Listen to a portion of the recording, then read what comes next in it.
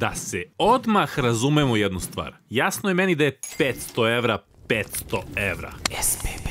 Ali i vama mora da bude jasno da ste skroz na pogrešnom mestu ako mislite da je dati 500 evra puno za BenQ Mobius AX2710Q. Šta više, cena je više nego korektna s obzirom na to šta pruža. Zapravo, ovo je čist Best Buy u klasi i teško da možete dobiti više od monitora za ovaj novac, ako insistirate na gamingu i multimediji na visokom nivou.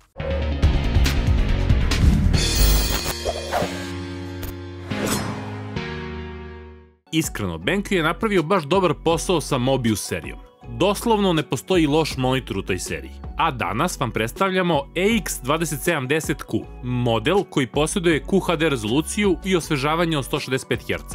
Dakle, na raspolaganju je 2560 x 1440 piksela na 27 inča. A to ne iziskuje prejaku grafičnu kartu, ali ipak traži bar RX 6700 XT ili RTX 3070, kako bi u većini igara na srednjim podešavanjima imali 165 FPS-a, pa samim tim iskoristili prednosti AMD FreeSync Premium funkcije koju ovaj monitor posjeduje. U propratnom paketu dolazi sve neophodno. Uputstvo i propratna dokumentacija, HDMI kabel, kvalitetan DisplayPort kabel na kome je jasno naznačeno da može da povuče i 8K rezoluciju, USB 3.0 tip B na A kabel, poklopac za IO panel, nosač monitora koji je by the way već prepoznatljivog Mobius dizajna, zatim vrat monitora koji ima rupu za uredno kabliranje i napojni kabel za strujni adapter, to jest eksterno napajanje. Za montažu monitora vam nije neophodan alat, to jest vrat se pričvršćuje klik-klak mehanizmom, a postolje jednostavno zašrafite prstima. Mislim da svi možemo da se složimo da je ovaj monitor prelep, to jest dizajn je odličan. Na neki način je prava šteta postaviti ga tako da se ne vidi pozadina monitora, ali nažalost to će najčešće i biti slučaj. Kažem šteta jer je monitor, opet ponavljam, prelep.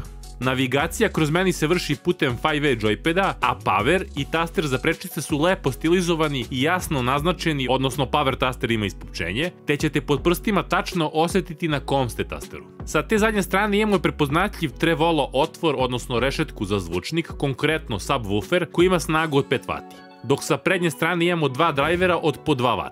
Do sada smo dosta hvalili ovaj 2.1 sistem kod Mobius zvučnika, pa je tako i ovoga puta, a postoji više različitih audio profila i stvarno prave razliku, pa hajde da to poslušamo. Ovo je Bach, Bradule and Friends, ovo je Bach, Game That Never, ovo je Bach, nisam mogo tada, Bradule, Dule, kapiraš, brada, Bradule and Friends, ovo je Bach, Game That Never End, je Bach, nisam mogo tada, Bradule, Dule, kapiraš, brada, čuće se daleko, da spot ovako uradim. Kada pričamo o IO panelu, on je bogat.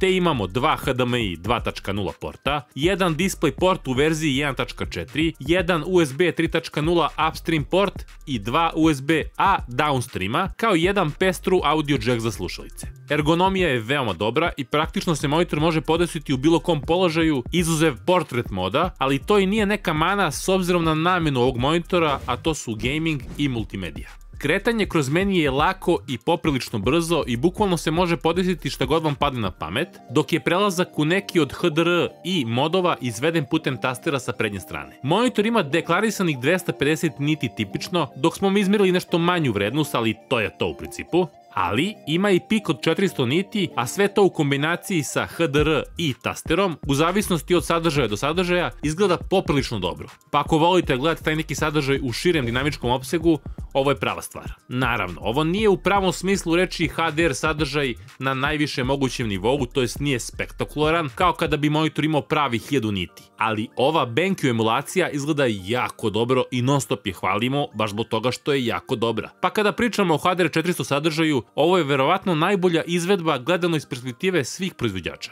Izmerili smo inicijalno delta E vrednost od 7,4, to jest spektar zelene boje bio prenaglašen. Međutim, nakon kalibracije i pomerenja zelene boje na vrednost 94, delta E je pao na svega 0,3, a inače sve ispod 2 važi za jako precizan kolorni gamut. E sada, monitor ima 8-bitnu matricu, ali pravih 8 bita, pa ne treba očekivati čuda kada pričamo o širini boja, to jest gradijenata. ali je ipak i dalje veoma dobar sa prosekom pokrivenosti sRGB standarda od oko 96% te oko 85% Adobe RGB i DCI-P3 standarda. Naravno, od kolornog do kolornog profila će zavisiti ta vrednost, ali je suština da se u praksi ovaj monitor bez problema može koristiti za web obradu fotografije i videa.